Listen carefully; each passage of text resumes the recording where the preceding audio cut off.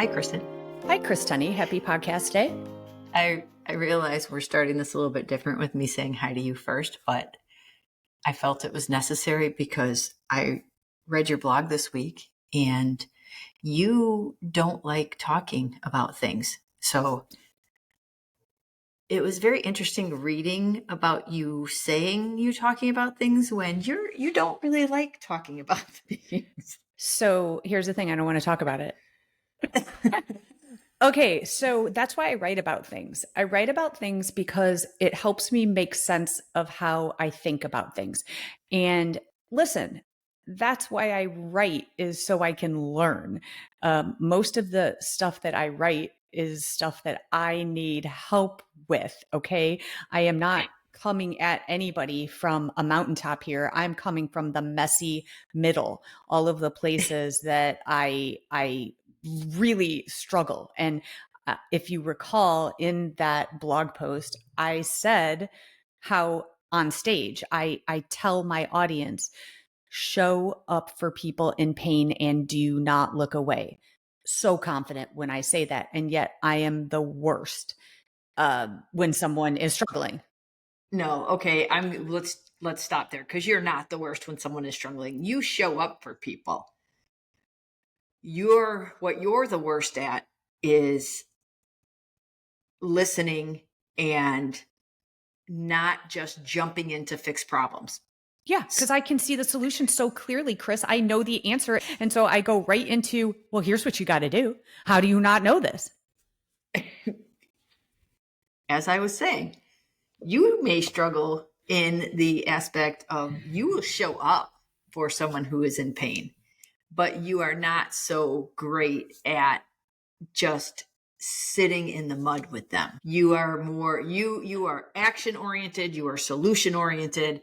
When one of the kids calls or one of our friends calls, you are jump to action right away, when sometimes what you need to do is shut the fuck up. I think my favorite is when you look at people and you say, do you want me to tell you what you want to hear, or do you want to tell me the truth, or do you want me to tell you the truth? That's my line. And I have adapted it Is that in several. Well, it is, but here's the thing about that. You have to be willing to just stop for a minute and stop trying to fix everything. Yeah. Because when you jump into fixing everything, I think that takes away the other person building resilience, because you're trying to fix the problem. But when and I've seen you do it in the past 20 some years, maybe twice or three times. So you're getting better at it. And where you sit and actually listen, and as they talk through it, you're really good at this with our middle daughter. You let her talk through it, and where she was in the beginning of the conversation to by the time in the end, she has talked through her entire problem and you have not had to fix one thing. Now, I think you do great with that with Bailey, but you do struggle with everyone else. I don't know why. You just want to fix it. I think maybe because when you try to fix it with Bailey, she's like, I don't want you to fix it. Yeah, well, no, couple things there. So there is some dynamics of personality, but let's go back to why I am the way I am. And I started law enforcement when I was 18 years old, and I'm thrust out into the street, and 21-year-old on patrol, and I'm trying to solve problems for people. People don't call 911 when everything is fine. So I'm on the scene trying to pretend like I know what I'm doing, trying to solve problems that have taken 20 years to create, by the way, whether it be a dispute or a domestic or something of that nature. And so I had to quickly go into problem solving mode.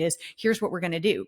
And unfortunately, I should say, fortunately, that works well in my line of work because I'm so very decisive. In fact, that's probably one of the most positive qualities I have is I don't like to ruminate in things. It's like when I make a decision or when I am helping someone, I am so very decisive and I see so clearly from the outside, like every single one of us. We can all solve everybody else's problems, but we cannot solve our own, right?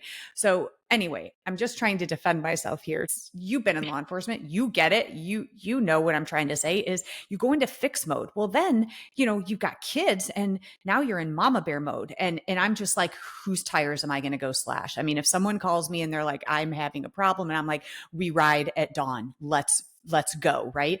And I am very quick because I want to absorb all their pain and I want to make it go away. So I immediately launch into, okay, here's the solution.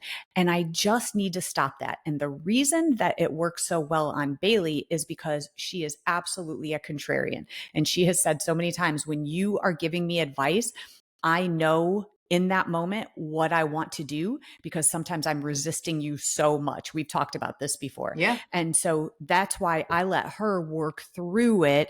And I have gotten better. I've noticed some, as of late, with some friends of ours that are going through it, I am just chomping at the bit to be like, oh, you know what you need to do. Just do it. But it's not that easy when you're in the middle of emotional turmoil. Like, we see so clearly, but they need to come to the answers themselves. So I have gotten better at, well, tell me, what the next logical step looks like for you.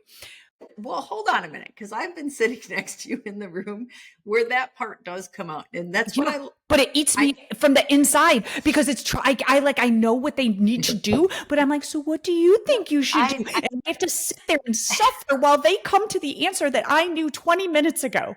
But you will also say, well, I can see it so clearly. And then you breathe and then you think, okay, That was take a step back. And then you're like, okay, so, but I might understand something, but I know you're in the midst of it and you can't see it. So let's talk it through. So you are doing better about that, but I can see the wheels. I can smell the smoke burning from your mind. Makes me crazy. It makes me crazy. Because you just want to be, here's how you do it. But I think that therein lies the giant difference between you and I. You are so pragmatic. You problem solving, fix something. And I am so emotion based that fuck your feelings, Chris. I'm not saying one or the other is good or bad, or one's worse or one's better. I am just so emotion based that when we have friends that, we both have friends that are going through it, but I have a friend who was really going through something. And I can remember walking into her office one day and she was just a mess. And I asked her what was wrong. And she said, everybody is trying to tell me everything happens for a reason, or I just have to believe in this or this. And she said, I fucking can't do that right now. Mm-hmm. And I remember I had just read Brene Brown's book, and Brene talked about sometimes just showing up and sitting in the dark with someone is the best thing that you can do. And I can remember sitting across the desk from her and said, I can't tell you how to feel because I don't understand what you're going through, but I can tell you I am here to sit in the mud with you. And if you want to cry, I got you. If you want to go out and, have a drink and laugh, I got your back there. You tell me what you need and I won't say a word, but I'll be there. And she said that. I remember her crying in that moment going, you're the first person to ever say that to me. And I wish people understood that. And, we had a lot of moments like that before she passed away. But I was able to sit in the darkness with her. So when she was in the hospital in the last days of her life, we were texting back and forth because she just needed somebody to sit in the mud with her. Mm-hmm. And this is a perfect tee up because this is exactly why I wrote this particular post. A while ago, I had stumbled across an article in the New York Times written by Jancy Dunn. And the concept of the article was brilliant. It's called Helped, Heard, or Hugged. And basically, when someone comes to you with a problem, you just have to ask them, do you want to be helped, heard, or hugged?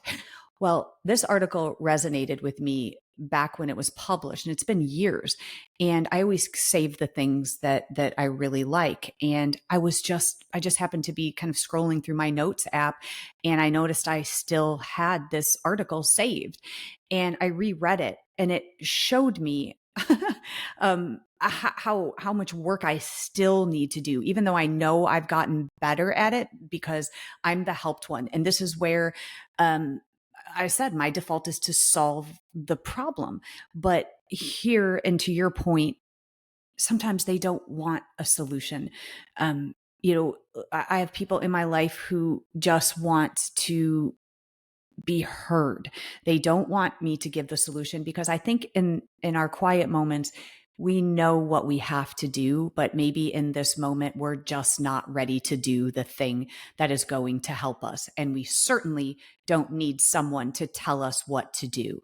Um, and so we either want to be heard or we want to be hugged. So I'll go through heard and hugged. They're pretty self-explanatory, but the heard is the hardest part for me, is just being fully present without offering any solutions. It means shutting my mouth. And I literally have to press my lips closed to stop the words from spilling out. But the research is so clear that listening actually reduces stress hormones, makes people feel more You're not connected. great at that. I am not. And that's the space that I need to spend so much time. And again, it's good intentions. It's out of this love, this fierce I know. love I have for people, where I'm like, I don't want you to hurt anymore, so you need to do this. And that's what I mean. I just need to shut the fuck up. And then hugged is exactly what you were just talking about, is some people don't want words. They don't want advice. They don't even want to talk. They just want a simple hand on your shoulder, this silent assurance that you're not alone. And you know what's so interesting is I've been on the receiving end of that many times. Lots happened in my life where grief was just too heavy for words. And I didn't need a speech. I didn't need anything except for someone to just sit and say absolutely nothing with me. And just their presence was enough. And so I think the lesson here is to kind of figure out which one is needed in the moment. And the way to figure that out is to ask the question, what do you need from me right now? Yeah. And I think the hardest part for most people is when they're listening, to not try to relate the story to something they've been through, to try to I'm so make glad you said that. I'm so glad you because said that. to try to say, oh, I understand, I've been there because this happened to me. Yeah. Because the fact is no matter what that tragedy is, or no matter what that issue is, and even if you've been through the exact same thing, two people don't process it the same way. Two people don't deal with things the same way. So it's, let's take very easily how many times I don't mean to laugh, how many times you and I have gone to a funeral service together. Now, both of us have lost people in our lives. You've lost both of your parents. I've lost family members. And we know what it feels like to have that grief and that hurt. So we have practiced multiple times. You just walk up to the person and you say, say it. What do you say when you walk up to someone? Chris, why do we have to practice this? Why do we have to keep practicing this? Because I keep screwing it up. I literally will go to a funeral. And listen, as you mentioned, I have lost people. So I know how it feels just to have someone walk up to you and say, I am so sorry. Instead, what I do is I walk up and I literally say, hey, how are you? And then I stop myself and go, oh God, that was such a stupid question. Of course you're not great. And then I start like audibly vomiting words and trying to backtrack. And then the person who is in grieving starts to try to console me because I just have diarrhea of the mouth. And you have made me practice. You're like, how about you just say this? I'm so sorry for your And loss. you go right behind me. So I have already Mhm. right in front of you What is said, wrong with me? whoever it was, I am so very sorry for your I know. loss. I Or know. even I am so sorry, cannot imagine what you are going through. I Or know. I And am I so am. sorry if you need anything because you have that relationship. Please don't hesitate. We are here for you. And I go right in front of you and I do these things. And then I turn around and I see I this know. happening. And I know. I need to get like one of those big hooks that I can Yeah. just grab you by the neck and pull you forward because No, I think you you should shock me. I think I should be a shock collar because then I'll just stop talking. But I'm just the most awkward in these moments of grief because I just can't stand it when people are in pain. I have no excuse for myself. Okay, I do want to pull something out that you just said because this bugs me too. You said, and you do this a lot, and it's a good thing, except that it also makes me crazy because you say to people, please let us know what you need. And I hate that because I don't think people know what they need. And nobody is actually ever going to reach out for what they need. And so I think that there's a space here that we really need to dissect because everyone says that. Call me if you need anything. And the fact is like, the people are grieving. They don't know what they need. They don't know what they want. And if they do, they certainly don't ask because they feel like it's a burden. So just do something. And you're really good at this. A great example, there were times when, we knew someone that was going through something or someone who had lost something and you baked a loaf of sourdough bread and took it over, or just dropped something off. I don't know. And that's why it sounds so stupid, like food, because no one's really going to ask for that. And yet, gosh, I know being on the receiving end of that is when people drop something off and you're like, oh my God, this was such a nice gesture because actually I forgot to eat. And here is something here that you've just dropped off because people don't know how to take away your pain. They can't solve any problem, but my gosh, it's just a small gesture. So I think we do need to get away from saying, please, why don't you give me a call if you need anything? Because no one's ever going to do that. So just do something small, take over a gift card or just write a little note, but just do something. Yeah, and I think I just say that because it's just letting them know I'm there if they need it, and then I'll follow it up with, making them some cupcakes or doing something or dropping Yeah. off food because people do when they're in grief they forget to eat. And Yeah. that's one of the things I love about you is that suck at this, but you are so great at handwritten notes. And I think that that's just such a lost art and it should come back because I nothing means more than when you know a friend's going through something. And I've had it. I have a friend who drops me cards in the mail, and and it's this amazing feeling when you open up the card and they say, hey, I know you're going through it, but I just want to remind you that you got this. And Yeah. you're really good at that. And I think that that's something that needs to come back into this world because Yeah. we're all going through things. And what does it take? I don't even know. I couldn't tell you what a stamp costs, but Yeah. a 70-cent stamp in an envelope that says you got this and I'm proud of you. Anything. It's just an amazing feeling to get that note when you're feeling frustrated or down and I know for me, I've really been struggling the past 8 weeks because of this knee thing that I can't do the things that I want to do. And I get into these moods where I just feel sad because I can't move the way I want. I'm not playing with my friends. I'm not out there. I'm not exercising the way I want to. And I feel like a slug because I can only do so much and then I have to get back on the couch and ice my knee until it heals. I'm very grateful and I have great perspective knowing that this is just a matter of time and it keeps getting better every day. But it really is hard going through it when you're so used to being as active as I am and being able to do the things around the house and being able to take care of everything. So when my friend drops me a note and I get a card that says, hey, you're a badass and I know that you got this, hang in there. It helps me change my perspective on and remember, you know what, this is temporary. I can make it Hmm. through it. And that's having it's part of that, right? she heard me when we had the conversation about how frustrated Mhm. I'm feeling. And then that card was that hug that I needed, Mhm. that said, I got your back. You're getting through this. You're stronger than you know. Keep moving forward. And I think we all have a person in our lives that probably needs that note. And what would it cost us to just drop it in the mail?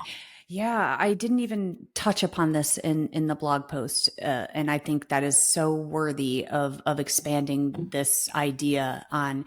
Is that that's exactly that? It's just that when somebody's going through something, yeah, it doesn't take much. Well, first of all, I did not know that stamps are 70 cents. Wow. Okay, holy inflation. I have like a roll in my bag because I really do like to send a handwritten note, but like they don't have the monetary value on Yeah. them. I just buy the big roll, and I really never stop to think about how much they are, but it doesn't matter. But anyway, the point being is that it is such a nice gesture to go out of your way. I'm thinking of my friend Barb, and she never misses a birthday at any occasion, and I get a handwritten card from her. And by the way, she writes still in cursive, which I mean, it just the nostalgia, it just makes my heart like explode when I get a card from her. And it's just what she does. And I don't think she even realizes on the receiving end, probably because I don't say it that much, but it feels so good to get something that people have taken the extra time. A text, it's nice when you don't have time for anything else, but a nice little handwritten note goes a long way, or just something to show people that you have gone out of your way to think of them. The other thing I want to delve into here is we do need to get better about asking for what we need. And in the blog post, I did give an example of after our mass shooting when one of the officers showed up at our house with his wife and with a bottle of bourbon in his hand. This was, you know, 24 hours after the shooting. And I'll tell you what, I didn't know what I needed. I didn't know what anyone needed. I was trying to hold a police department together. And, I had just met with the victims' families that morning. 5 people were killed. And he just showed up. And that was an act of consummate courage just to show up. He didn't even know what he needed, but he knew he needed something. And his wife was struggling because he was involved in the shooting. And they just showed up. And that was a big, I think that was an ask of like, hey, we don't know what we need right now, but we need something. And in that moment, it was human connection, all of us. And so I think that we also aren't very good at asking. I know I am the worst at it. I will suffer in silence, and Retweet. I will process, and I genuinely try to work through things myself because I don't want to burden anyone. And I know how I feel when someone calls me and says, I need an assist here. I'm going through it. And I know when I'm on the receiving end of that, I'm like, of course, I will drop everything for someone who's going through it. One of my friends calls and says, "Okay, I'm on the struggle bus. Can you just talk me off the struggle bus?" And I love that she asks for what she needs using those words. And so we have to get better about that too, instead of suffering silently. Yeah, and I think that that's a part of being strong and confident in yourself, is knowing that it's okay to ask for help, and it's building a culture and surrounding yourself with people that you build that relationship, right? Enough deposits into the emotional bank account Hmm. so that they know they can ask for help, and that doesn't make them feel less than, or because they're confident enough in the relationship that you've built that they can call you and say, I'm really having a hard time here, and there's no judgment on your end when you pick up the phone, because Yeah. we all go through things, and it's really hard to pick up the phone and ask for help. And I've only dealt with it on a small scale with things I've struggled with, but you think about these people who are contemplating not being here anymore, Hmm. and having the courage and having the vulnerability and the strength to pick up the phone and say, I need help. For Hmm. somebody who's, you know, at at rock bottom, and they need to stop whatever addiction they're struggling in, to pick up that phone or to show up and say, I need help. Hmm. that I think that's the hardest thing that anybody has to go through. So I I feel like when you build a life showing that you're open and you're willing and you're kind, that gives Mhm. people the permission to look at you and say, please, I'm on the struggle bus. Can you just Mhm. help me? Because you're not going to judge where they are or the things that they've done or where they've been. You're just there to listen and to either help them or hug them. Yeah. And that's a big component because there's a lot of times when we don't know our friends are struggling, you know? I mean, we're all busy living our lives and doing our thing. And, and then we find out later, like, gosh, I didn't even know you were going through that. And how are we supposed to know unless someone tells us? So I want to bring that call to action as well, is in those times when you are struggling in silence, reach out. Um, and then just think about the times people have come to you and said, can you help me? And how it's not a burden at all. So I think that's really important. And what I missed in the blog post is to be able to ask for what you need. So I also want to pull a little tie here and relate it to leadership and our workforce. You can still utilize these, three methods for people that you work with, people that you lead. And that helped, heard, and hugged. A lot of times as the chief, people just came into my office and vented, and most of the time they were looking for a solution. So I had to go into help mode, right? But there were other times where people are like, oh, I just needed to vent about this thing that happened. So keep that in mind, that these also apply. Now, listen, the huggy part, don't be going sexually harassing people at work by hugging all over them. And so there is, I think, is like the silent assurance where, just sitting with them is, tell me what you need from me right now. But I also defy that hugged thing at work, because I can't tell you how many times horrible things happened in the course of my career. And a hug from a colleague was exactly what I needed in the moment. And there was nothing weird about it at all. So It wasn't a forced hug. the whole point is simply this, boiling it down to the next time someone comes to you in pain, don't just default to your mode. Don't guess, just ask them, what do you want from me right now? What can I do to support you? Do you want me to help? Do you want me to hear or hug? It's not about what you want to give. It's about what they need. Yeah, and don't tell a story about yourself.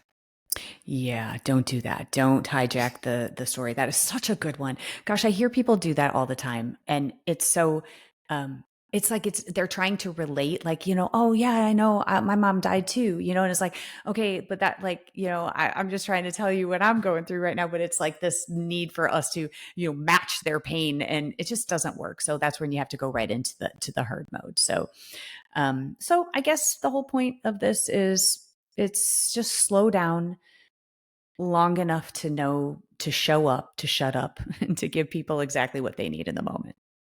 Got Simple it. as that. Yeah. All right. Well, I just showed up and now I'm going to shut up. All right. Keep on disrupting, my fellow disruptors. See you next time. And that's a wrap on this week's episode of the Disruptors Creed, where we don't do average, and we sure as hell don't do status quo. It's produced by me, Kristen Zeman, because I like to be in control of everything. Musical score is by Ethan Reardon and Jake Zeman, because talent runs deep in this gene pool. If you like what you heard, do that thing. Click subscribe, like, follow, or whatever button keeps this chaos flowing into your ears. And if you didn't like it, you probably need it more than you think. Head over to KristenZeman.com and sign up for my weekly brain droppings, where I dump thoughts, disrupt your thinking, and hopefully light a fire under your ass.